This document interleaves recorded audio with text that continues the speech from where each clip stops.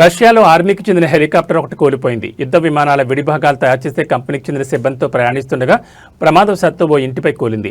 దీంతో మంటలెగసిపడగా హెలికాప్టర్లోని 7 ప్రయాణికుల్లో 4 సజీవ దహనమయ్యారు. మిగిలిన 3కి తీవ్ర గాయాలయ్యాయి. సాంకేతిక లోపం కారణంగానే ఈ ప్రమాదం జరిగిందని సమాచారం. ఈ ప్రమాదానికి సంబంధించిన వీడియో ప్రస్తుతం సోషల్ మీడియాలో వైరల్గా మారింది. దక్షిణ రష్యాలోని డాగెస్తాన్ ప్రాంతంలో ఈ ప్రమాదం చోటు చేసుకుందని రష్యా మంత్రి యూరోస్లావ్ గ్లాజో తెలిపారు. ఈ హెలికాప్టర్లో రష్యాలోని కిజ్యార్ ఎలక్ట్రోమెకానికల్ ప్లాంట్కు చెందిన సీనియర్ సిబ్బంది ఉన్నారని ఆయన వెల్లడించారు.